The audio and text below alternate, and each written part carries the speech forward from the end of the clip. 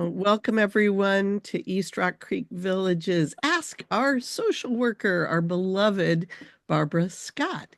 And many of you may already know Barbara, but the rest of you are getting lucky to get to know her a little better today. Um, so I'm Shelley, and I'm going to be facilitating. We're recording this so that we can share it with folks who were not able to come today. We will turn off the recording when we get to the Q&A, just so that folks can have the privacy and the safe space to explore whatever is um, on your mind. All right, so uh, I mean, I guess Barbara, you are about to tell us about me. So just welcome. Thank you for the myriad of ways that you help our village. And I know for a fact, and I testify to it everywhere I go, that I have seen you actually save people's lives through the work that you do. So I'm eternally grateful that you're part of our village community. Oh, Great. thank you, Shelley. Thank you. That's really nice. Um, Thanks for everybody who's here. And yes, I've met some of you, some I haven't. So I'm going to start off. I have a few slides first. The first slide is about me. My name's Barbara Scott, and I'm a geriatric social worker. I went to the Ohio State University, and then I went to Howard University and got my master's in social work, and I specialized in geriatrics.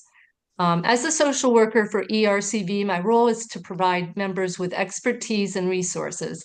I'm here to make aging in place a positive experience, whether navigating routine day-to-day activities or being a valuable resource during a crisis or difficult, unexpected event. Okay, so I want to talk a little bit about areas of assistance and services I can provide. So one of the most effective ways that I can get to know you and help is to arrange a home visit where I learn more about you and we can discuss any concerns you may have. Some examples of things we might discuss, and these are some things I've discussed with other village members in the past, might be health issues, health concerns. That could be physical health and mobility. It might be mental health issues and concerns. Could be relationships and dysfunction in the family, navigating family dynamics. It might be caregiving concerns, or you might have questions and concerns about health insurance. Um, we might also talk about financial or legal concerns, and that could be some people have unpaid bills, especially utility bills. And there are programs for low income energy assistance programs to help you out with that. Also, some people have money management issues. Sometimes there's food insecurity. Um, and then I want to talk a little bit about social isolation. That's one of the most significant concerns I see in senior citizens, including people in the village. Uh, there was a 2022 study that shows that social isolation and loneliness are equivalent to smoking 15 cigarettes a day. Social isolation can affect your physical health, your mental health. It can also lead to a higher probability of being a target for possible abuse and exploitation, especially financial exploitation. Ways we can help with social isolation. Oftentimes, I'll meet with people and we'll I'll try to help identify the cause of social isolation. Sometimes it's health related. Maybe someone's having hearing issues or vision issues, mobility issues, memory issues. Um, or sometimes somebody's just an introvert or anxious about meeting new people. As we get older, we start to lose family and friends, and sometimes you kind of have to start over in the making friends department, and it can be difficult, I think, as we get older. So how we can help? Sometimes we can work with you and your medical team. Maybe you are having problems or somebody's having problems with hearing. We can work with you and set up an audiology appointment and or an optometrist appointment, maybe mental health specialist or a support group even. And we can set that up. We can get you there. We can go into the appointment with you if you want and take medical notes and be an advocate there. Um, we can also identify and encourage participation in village or other community activities. I like to find out when I meet somebody, I like to find out their hobbies, their interests, and let them know that, hey, maybe there's a good match with a program that the village puts on or another village puts on or some group or event that meets in the community. And I know it can be difficult to go to your first village event.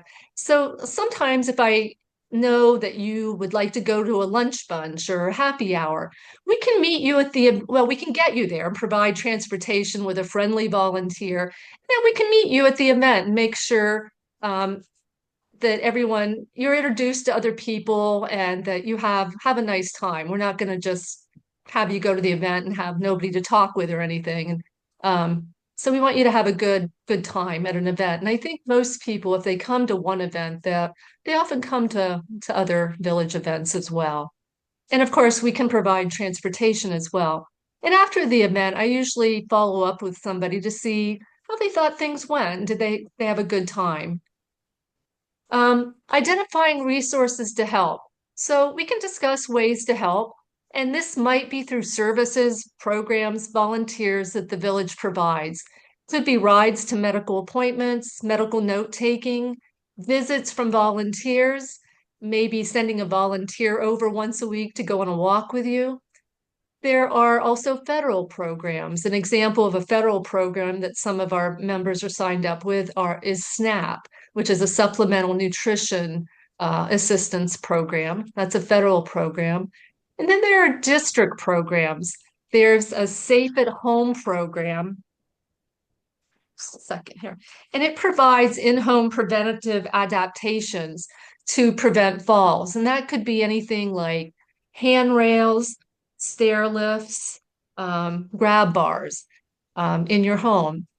Another program, DC program, is Qualified Medicare Beneficiary, QMB.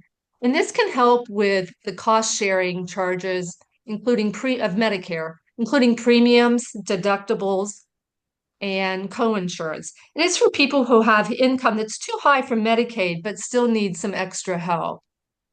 And another district program that's really important, and my next slide is going to go into more detail about this program.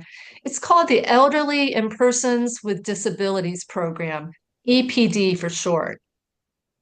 Okay, so this is a really important program, and I think it's not necessarily an easy program to navigate when applying. So I wanted to say a little bit about this.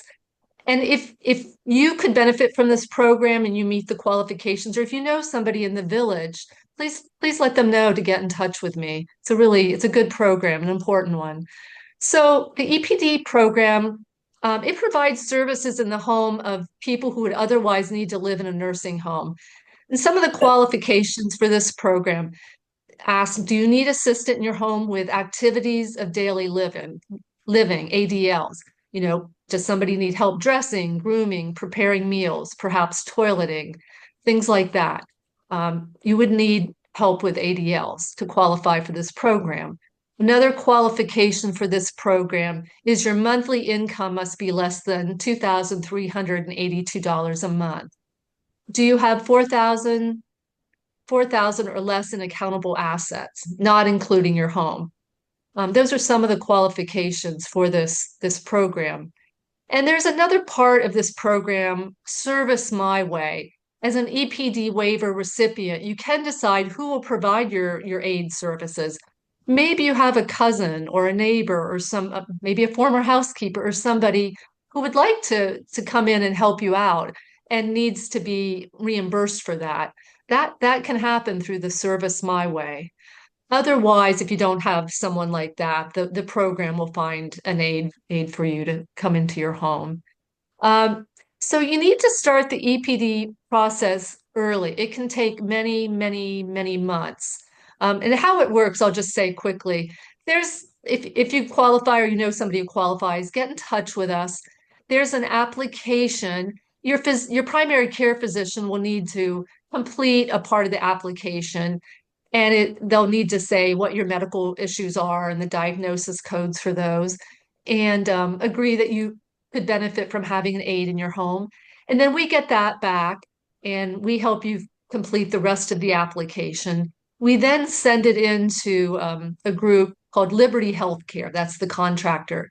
they'll get in touch with you and they'll set up an appointment to come out to your home and talk with you about what activities of daily living you need help with. And they'll decide whether they think you need an aid and how many hours the aid will you'll qualify for. Um, and it can take a while. So again, if you or you know somebody in the village that might benefit from this program, definitely reach out to us. Okay. So I have a whole slide on this. Some of the applications for programs can seem overwhelming, and I can help you gather the needed documents, complete and submit the forms, and follow up with the appropriate agency. Some DC agencies can lose applications and be non-responsive. So I can advocate for you to get the process completed and help you get the resources that you need. Okay. Next slide is let us know where you are. And it's one of the most important things you can do is let us know where you are. And what I mean by that is if you're headed to the urgent care or the ER, or you've been admitted to the hospital for maybe a planned surgery or something unexpected, if it have family here or a support system here, and even if you do, please let us know if at all possible. We can really be helpful. I can advocate for you by calling the ER or the hospital social work to discuss any concerns and their plans for you and what they think's going on, as well as discharge plans as well. Are they thinking of admitting you to the hospital or sending you home? And also, ERCV volunteers can deliver items to you in the ER or the hospital that you may have forgotten, such as your phone or phone chargers, reading glasses, or they can just come or clothes, or they can come over oftentimes to the ER and just be, someone to be there to advocate for you and give moral support. If you've been in the ER, it's always it's always better, I think, if you have somebody there with you to advocate for you. Okay. So next we'll talk about discharge planning and why it's so important.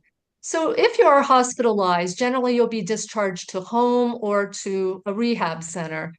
If the plan is to be discharged home, it's important to make sure that you have the assistance and any durable medical equipment you may need when at home. We can work together with the hospital discharge planner, who might be a nurse, might be a social worker, to make sure you have everything you need at home. Um, and we can often obtain medical equipment for you to borrow from local medical lending closets if necessary. Generally, the physical therapy team at the hospital will make sure you have what you need at home. Sometimes people will get home and be like, oh, I have a lot of physical therapy appointments, and my partner has to, it'd be helpful if I had a transport chair. And transport chairs are smaller and lighter than a wheelchair. So sometimes we can get you a transport chair to have until you're better and your physical therapy appointments are over. So always let us know if there's some durable medical equipment that you could benefit from borrowing for a while. Also, I can give recommendations on home healthcare agencies and a list of private aides as well. If you decide once you're home that you feel like you need to hire an aide while you're there. Okay. Okay. Next is discharge. If you're discharged to a rehab facility, maybe you've been hospitalized for a stroke, or maybe you had a fall and had hip surgery, broke your hip and had hip surgery. And maybe it's been decided by your medical team and you that going to a rehab facility rather than home would be best, just to get stronger, to get physical therapy, occupational therapy, maybe speech therapy. So I don't know how many people know this, but it's important to know. Often the discharge planner at the hospital, again, might be a nurse, might be a social worker, will come to your hospital room a day, maybe 2 days prior to your being discharged to rehab. And he will give you a sheet listing all the rehab facilities in the DMV. And you'll be asked to choose three. And the discharge planner's job is then to contact them and find out if any of them have a bed available and whether they will accept you. And the discharge planner is not allowed to say, hey, Mrs. Smith, choose these places or avoid these places. They're not allowed to give you any advice at all. So One thing you can do is look at Medicare.gov, which provides rehab facility ratings from 1 to 5. It's highly recommended that you choose a facility that has a rating of 4 or 5.